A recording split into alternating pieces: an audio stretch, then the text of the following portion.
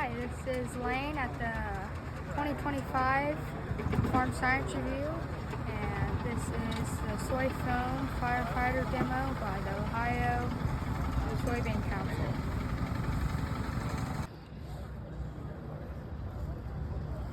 All right, it's 1 o'clock, so we're going to go ahead and get started. Thank you all for being here. Really appreciate you coming out for our soy foam demonstration. I'm Kylie Holbrook. I work for the Ohio Soybean Council.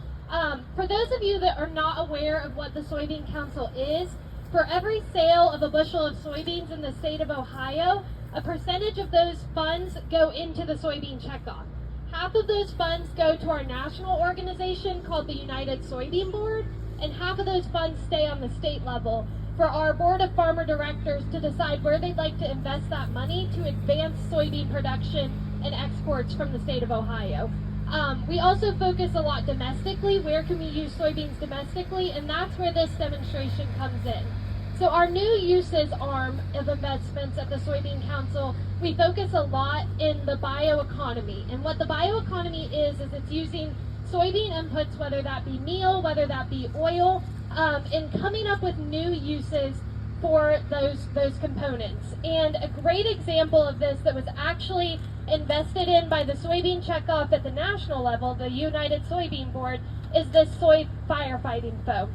So this foam actually uses soybean meal as an input, a protein input, and I'll let Chuck talk a little bit more about the logistics and more about the product itself. But again, really appreciate you all coming out to our event today and hope that you enjoy this demonstration.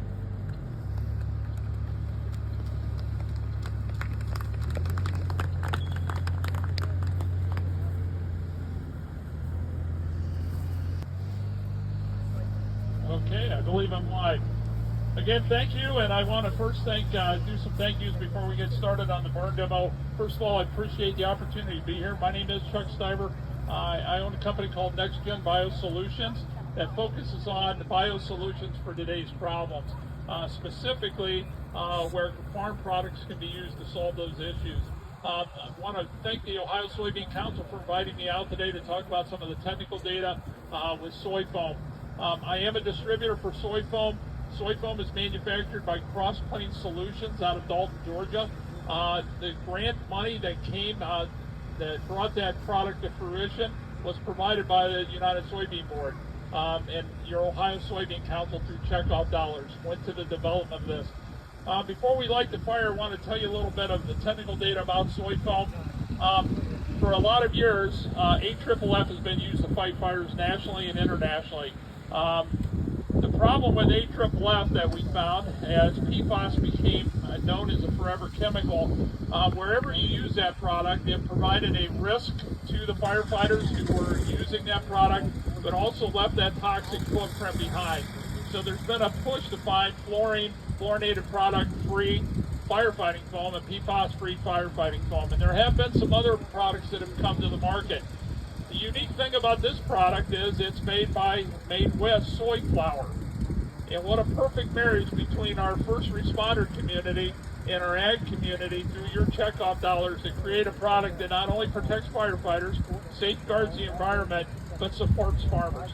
And that's why myself and my family became interested in being a distributor for that product. It kind of checked all the boxes for us. And kind of met our backgrounding as we looked at what we wanted to be involved with. It is a PFAS-free product. It is safe for the aquatic environment, so you can use it both on Class A, Class B fires. Class A combustibles we normally think about, paper, wood products. Class B fuel products, greases.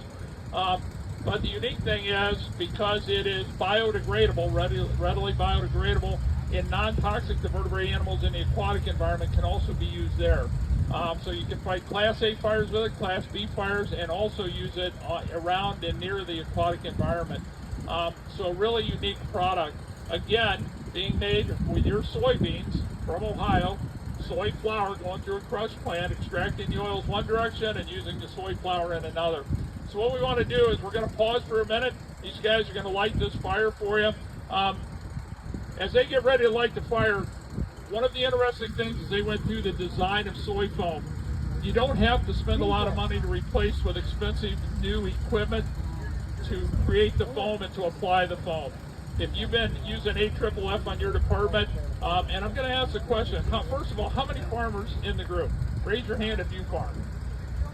Raise your hand if you raise soybeans. Yeah. How many firefighters in the crowd? So this is personal. This is a personal issue in the firefighting community. Keeping our firefighters safe, but also supporting the farmers as you do that. This provides that means without a reinvestment in equipment to apply it. You can use all the equipment that your department's been using to put AFFF on fires for years. Don't have to go out and buy new eductors. Don't have to buy new apparatus or equipment. You simply use it, and you use it at the same rates, which is kind of an interesting part of that design feature. You're still looking at about that half to 1% on Class A combustibles and the 3 to 6 on Class B fires. So you don't have to go back in, you don't have to relearn those percentages, you don't have to relearn the techniques or buy new equipment. As we apply foam, and these guys are going to like this, there's kind of 3 ways to apply foam. Class A fire, you kind of use some regular firefighting equipment and attack the heart of the fire. On a Class B fire, if you just spray water, of course, if you get a diesel fuel fire and you spray water on that, what's that going to do? It's just going to spread that fire around, it's going to kick it around. So what we look at there is doing what's called a roll-in technique, where you kind of shoot in front of the fire and allow it to roll across and blanket the fire. You can use a rain down, where you kind of create a mist above it or droplets and let it drop in, or you rebound it. You ricochet off of something, so it takes that energy out of that foam as it gets to the fire and it creates that blanket. Today, they're going to light a pallet fire, Class A, but underneath in a pan, there is some diesel fuel to help get the fire going. So they're going to put these pallets up first. You guys go ahead and light whenever you're ready.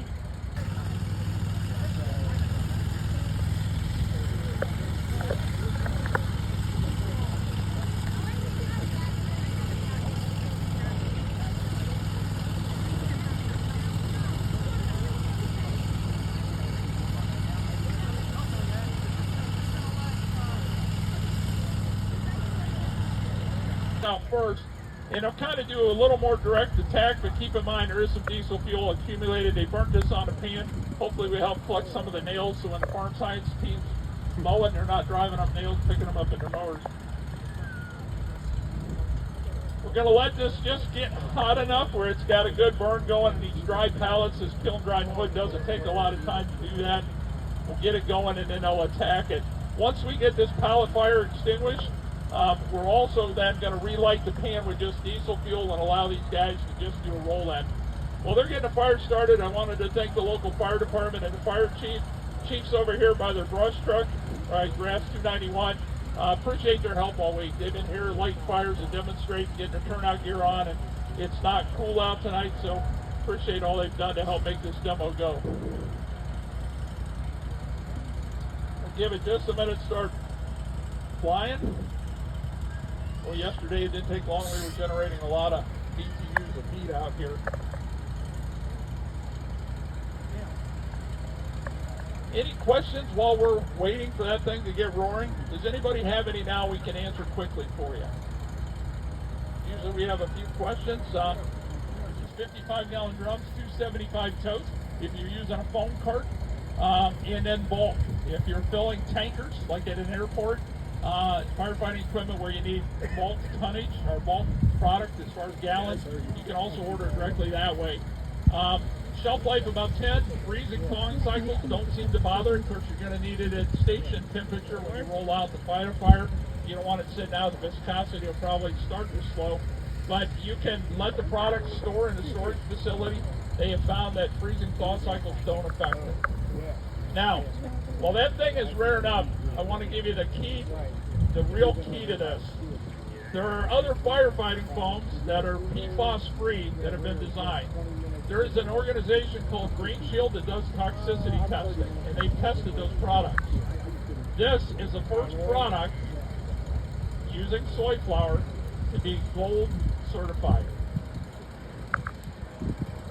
indicating its lower degree of toxicity, biodegradable. It's a readily biodegradable product, and again, no PFAS, no added fluorine, fluorinated product.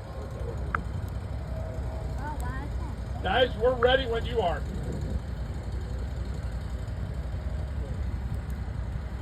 Gentlemen, if you're ready, we're ready.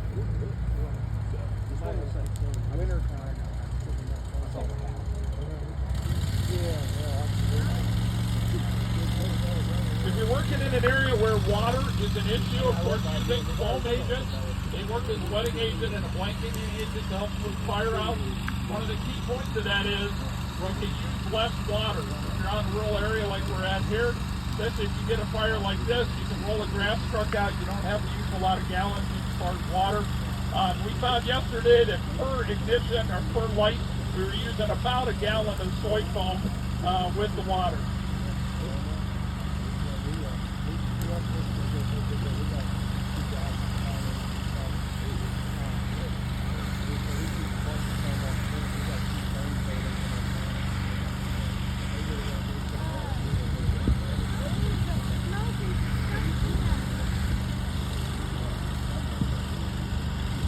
One of the big problems in the fire service is rekindle, right? Once you've got the fire out, you have to do an overhaul, start hurling ceilings down, start moving debris out of the way, especially in the wood construction process. What they found in testing is the soy foam, that blanketing and that adhesion technique also helps prevent rekindle of your fire. Gentlemen, do we know about how many gallons you used on that? Hey guys? About how many gallons did we use out of your tank on that, do you know? Probably about a quarter of a gallon. Not a lot, Chuck. Not a lot. No. She says not a lot. Yeah. I bet we didn't use maybe 6 gallons of water, so it's about a quarter gallon of foam. About 6 gallons of water. We're at 3% is what you're blending, right, Chief? 3% blend under eductor. So very little water, very little soy foam to get that fire out. What they're going to do for us now, they're going to pull those pallets aside, they're going to scrape some of the foam off, just put a straight diesel fuel fire back in that pan and then rekindle it for us, get the fire going again. And then they're going to do a roll-in technique that you would use in a diesel or fuel fire, especially if it's pulled up and on concrete. They're going to lay it in front of it and then just shove that blanket right across on top of that. Residential fire with that. If you went into a garage to get a fire out with foam, if you're using AFFF, what are you leaving behind? You're leaving a pretty toxic environment and you're exposing your firefighters to that PFAS while you're doing it. With this product, readily biodegradable, easily to clean up, and you're not leaving that same toxic footprint behind for that family. These guys are going to put some diesel fuel back in for us, do a quick relight. Now, I will tell you, it is not an AR resistant foam. It's not alcohol resistant. So if you have a major ethanol-based fire, this is not an AR foam, alcohol resistant. They are working through that process to try to create one out of soy flour. But just like AFFF, you can't fight an ethanol fire or an alcohol fire with AFFF. You have to use an AR branded product. So this is not an AR rated product at this point. We hope at some point in the next couple of years they get through lab work and get that created. Just want to let you know that. It has met the NFPA standards. It has been tested by Green Shield and again received that gold certification. What I would encourage you to do is you pass this around if you're interested, you're in the fire service, and you want the spec sheets for that, scan the QR code, go to the data sheet page, and all the data sheets and all the testing are there. We want to make sure Cross Plains, Alan Sykes, the owner of that company, wants to make sure everything's transparent. It's there. You can find that all on the website.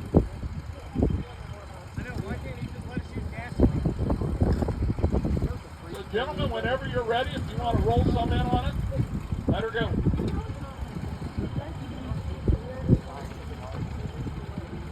Take care now. Thanks for being here.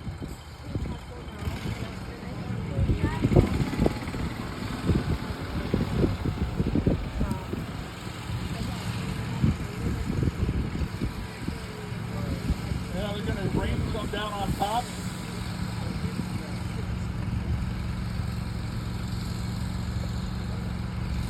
So again, there's 3 ways to use foam, especially in a fuel fire. You can rain it down on, create the drop. You can't really hit it with a lot of pressure. You'll spread it. You can land in front of it and roll it in. It'll build up and create a blanket and roll across that burn. Or you can use something to rebound that, to take the energy out of that stream back on the product.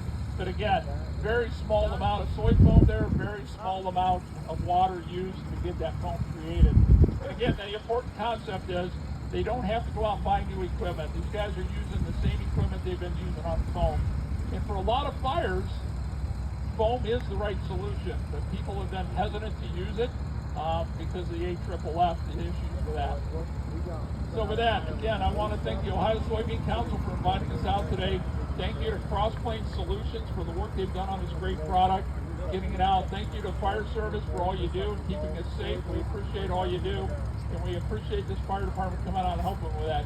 For that, we're going to take questions from you. You can either shout them out now and we'll catch them, or you can come up afterwards. I would encourage you to go again to the QR code on the bottom of this flyer. All the safety data sheets are there, all the research sheets are there, and the information, along with links to a lot of YouTube videos from a lot of fire departments that have been doing demos and trials with the products. We would encourage you to go there.